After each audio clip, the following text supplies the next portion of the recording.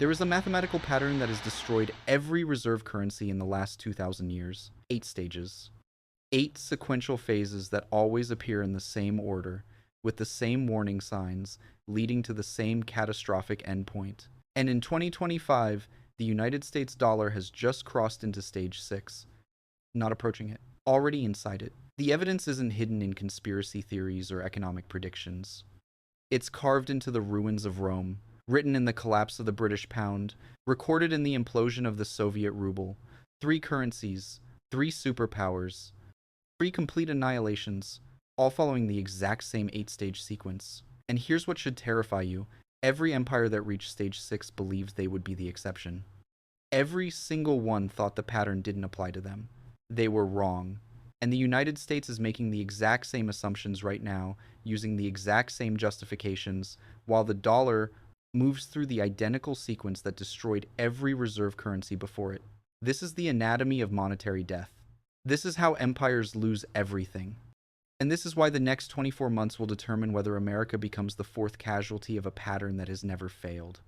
Before we examine the 8 stages, you need to understand what makes this pattern universal. It's not about politics or ideology, it's about physics, economic physics. When a nation controls the global reserve currency, it gains an extraordinary advantage. It can print money and export inflation. It can borrow without immediate consequences. It can consume more than it produces. But this advantage contains the seeds of its own destruction. Because the same mechanism that makes you powerful makes you vulnerable. Reserve currency status requires trust. Trust requires stability. Stability requires discipline, and discipline is the first casualty of unlimited monetary power. Every reserve currency follows the same arc. Rise through production and military strength, peak through financial dominance, decline through overextension and monetary expansion, collapse through currency rejection and economic implosion. The time frame varies, the specific triggers differ, but the 8 stages always appear, always in sequence, always accelerating toward the same conclusion. Rome took 3 centuries. Britain took 70 years. The Soviet Union took 15 years. The pattern is speeding up, and the dollar is moving faster than any currency in history. Let's start where the pattern was first established. Rome, 3rd century to 5th century AD. At its height, Rome controlled the entire Mediterranean. 60 million subjects. The denarius was the global currency. Trade across 3 continents depended on Roman silver, and they believed it would last forever. Stage 1. Military supremacy and trade dominance. Rome's legions secured trade routes from Britain to Mesopotamia. The denarius was accepted everywhere because Roman military power guaranteed it. But maintaining that empire required constant expansion, constant warfare, constant cost. By 200 AD, Rome was fighting on every border simultaneously. The expense was astronomical. Stage 2. Increased monetary emission to fund expansion. The Roman government couldn't raise taxes enough to fund the military, so they did what every government does. They expanded the money supply. Under Emperor Nero, they reduced the silver content in the denarius from 100% to 90%. Each emperor after reduced it further.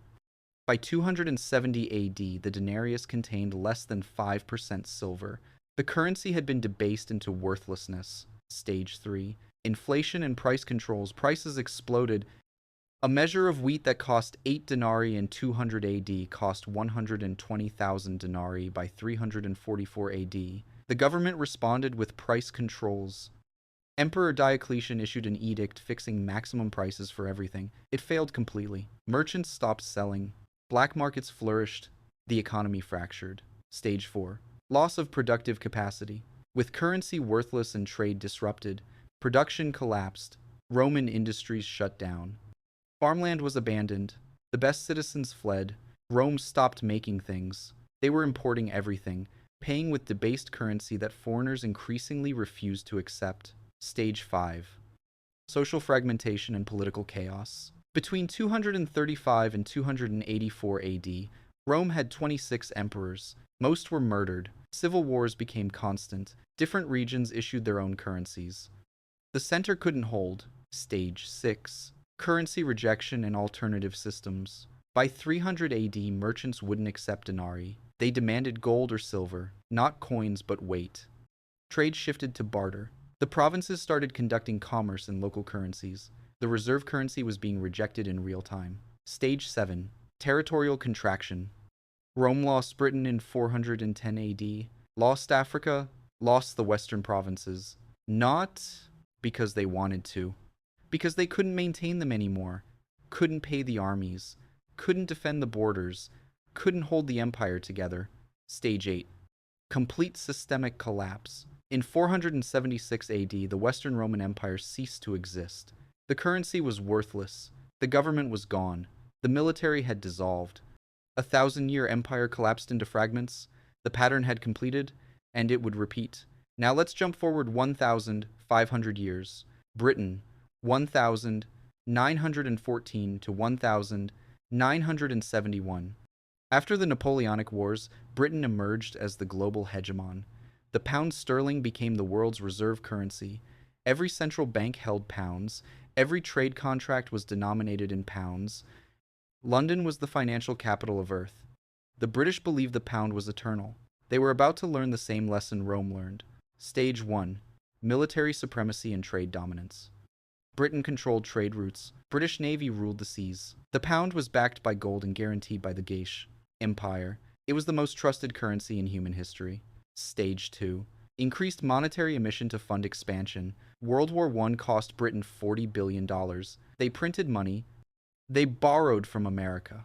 They shipped gold overseas to pay for weapons. By 1918, Britain's gold reserves were depleted, but they'd won the war. They thought they could rebuild. They couldn't. Stage 3. Inflation and loss of purchasing power. Britain tried to return to the gold standard at pre-war parity in 1925. The pound was overvalued. Exports collapsed. Unemployment soared. The economy stagnated for a decade. Then World War II arrived. Another $120 billion in costs. More borrowing, more printing. By 1945, Britain was financially destroyed. Stage 4. Loss of productive capacity. British manufacturing had been gutted by 2 wars. They were importing everything. The empire that built the Industrial Revolution couldn't compete with American and German factories. Production moved elsewhere. Britain became a consumer, not a producer. Stage 5. Social fragmentation and political chaos. Strikes paralyzed the country in the 1,920 seconds. Unemployment riots, political extremism rising. By the 1,970 seconds, Britain was ungovernable. The government changed hands constantly. Nothing worked. Stage 6. Currency rejection and alternative systems. In 1971, the Bretton Woods system collapsed. The pound was devalued multiple times. In 1976, Britain had to be bailed out by the International Monetary Fund. The global reserve currency needed a bailout. That's stage 6. That's when the world stops accepting your promises. That's when your currency becomes a liability, not an asset. Stage 7. Territorial contraction. Britain lost India in 1947, lost Africa through the 1,960 seconds, lost everything. The empire dissolved in 25 years. Stage 8. Currency collapse and irrelevance. By 1980, the pound had lost 90% of its value against gold. Today, it's a regional currency. Britain is a middle power. The empire is gone. The reserve currency is gone. The pattern completed again. Now the most recent example, the Soviet Union, 1,945 to 1,991. After World War II, the USSR was a superpower. Nuclear arsenal, Eastern European Empire. The ruble was the currency of the communist bloc. 15 republics, satellites spanning the globe, and they believed they were the future. The pattern said otherwise. Stage 1. Military supremacy and ideological dominance. Soviet military might made the ruble mandatory across half of Europe. Every Eastern Bloc country had to use rubles for trade. The currency was backed by force. Stage 2. Increased monetary emission to compete. The USSR spent 20% of GDP on military. They had to match America. They printed rubles constantly. By the 1,980 seconds, the money supply was expanding faster than the economy. Inflation was hidden but real. Stage 3. Inflation and economic stagnation. Soviet citizens knew the ruble was garbage. They used dollars when possible. Official prices bore no relation to reality. Black markets dominated.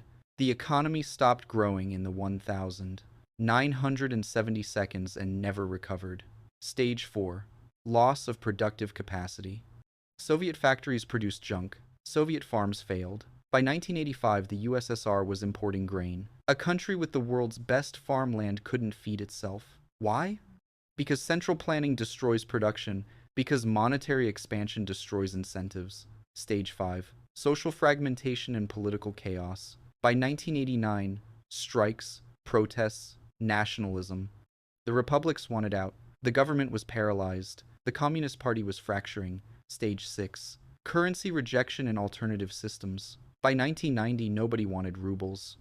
Soviet citizens used dollars, Deutsche Marks, anything else. Foreign trade required gold or oil because the ruble wasn't accepted. The reserve currency of the communist world was being rejected by its own citizens. That's stage 6, that's the inflection point. Stage 7. Territorial contraction. Eastern Europe left in 1989. The Soviet republics declared independence in 1990 and 1991. The empire dissolved faster than anyone thought possible. Stage 8. Complete systemic collapse. The 26th of December 1991. The Soviet Union ceased to exist. The ruble became worthless. A superpower with 30,000 nuclear weapons imploded from monetary and economic failure in 900 days. The pattern completed for the third time, and now it's America's turn. Let me show you where we are. Stage 1. Military supremacy and trade dominance. We completed this in 1945. The dollar became the global reserve currency at Bretton Woods. Every country needed dollars for oil, for trade, for reserves. American military power guaranteed the system. We were the hegemon. This lasted until the 1970 seconds. Stage 2. Increased monetary emission to fund expansion. We entered this in 1971 when Nixon closed the gold window. The dollar became pure fiat. Since then, the money supply has exploded. In 2000, M2 money supply was $4.6 trillion. Today, it's over 21 trillion. That's a 450% increase. Since 2020 alone, we've printed $6 trillion. We're funding empire through monetary expansion. Exactly like Rome, exactly like Britain. Check. Stage 3. Inflation and loss of purchasing power. The dollar has lost 98% of its purchasing power since 1971. What cost $1 in 1971 costs $35 today. We've had periods of high inflation, the 1970 seconds, the 2020 seconds. Each time the government claims it's temporary. It's not temporary, it's structural. When you print trillions, prices rise. That's not economics. That's physics. Check. Stage 4. Loss of productive capacity. America doesn't manufacture anymore. We design, we finance, we consume, but we don't produce. We import $800 billion more than we export every year. Our supply chains are in China, Vietnam, Mexico. We're dependent on foreign production for medicine, electronics, steel, semiconductors, even military components come from overseas. We've become Rome in 300 AD, consuming an empire's worth of goods while producing almost nothing. Check. Stage 5. Social fragmentation and political chaos. Trust in institutions is at historic lows. Congress has a 20% approval rating. The media is fractured. Cities are seeing rising crime. Drug overdoses kill 100,000 Americans annually. Fertility rates are collapsing. Political dysfunction is total. The country cannot agree on anything, cannot fix anything, cannot build anything. This isn't partisan commentary. These are measurable facts. Check, we've completed 5 stages. And now in 2025, we're crossing into stage 6, currency rejection and alternative systems. Here's how you know. Stage 6 doesn't start with a crash. It starts with diversification. It starts with allies hedging. It starts with trade partners seeking alternatives. That's happening right now. In 2000, the dollar represented 71% of global reserves. Today, it's 58% and falling. Central banks are buying gold at the fastest pace in 50 years. China and Russia conduct bilateral trade in yuan and rubles, not dollars. Saudi Arabia, our closest Middle Eastern ally, is now accepting yuan for oil sales. The BRICS nations, Brazil, Russia, India, China, South Africa, are developing alternative payment systems. The mBridge system launched in 2024. It allows cross-border payments without dollars. 26 countries are testing it. This isn't speculation. This is measurable rejection of dollar dominance. But it gets worse. The US government is accelerating the rejection through sanctions. We've weaponized the dollar, frozen Russian reserves, cut off banks from SWIFT. Sanctioned countries representing 40% of global GDP. Every time we weaponize the dollar, we give other countries a reason to find alternatives. And they are. The dollar is still dominant, but dominance is eroding. And erosion in stage 6 accelerates exponentially. Why? Because reserve currency status is self-reinforcing in both directions. When everyone needs dollars, everyone holds dollars, which makes everyone need dollars. But when countries start moving away, it creates momentum. Each defection makes the next defection easier. Each alternative system makes the dollar less necessary. And as the dollar becomes less necessary, demand falls. And as demand falls, all those dollars that were held overseas start coming home. Here's what people don't understand about stage 6. For 50 years, we've exported dollars, printed them here, sent them overseas in exchange for goods, and they stayed overseas because foreign countries needed them for trade. But when they don't need them anymore, when they're using yuan or developing alternatives, those dollars come flooding back. And when they come back, they chase the same amount of goods. That's inflation on a scale we haven't seen. That's Weimar. That's Zimbabwe. That's the Roman Empire in 300 AD. The currency comes home and destroys itself. We're not there yet. But stage 6 is the transition. Stage 6 is when the process becomes visible, when allies start hedging, when alternatives emerge, when the reserve currency begins to be rejected. And we're watching it happen in real time. 2025 to 2026 is the inflection point. The momentum is building. The alternatives are launching. The rejection is accelerating. And once stage 6 is complete, stage 7 and 8 follow automatically. There's no historical example of a country escaping the pattern after reaching stage 6. None. Let me show you what stage 7 and stage 8 look like. Stage 7 is territorial and economic contraction, not because we choose it, because we can't afford the alternative. We have 750 military bases overseas. We're committed to defending Europe, Asia, the Middle East.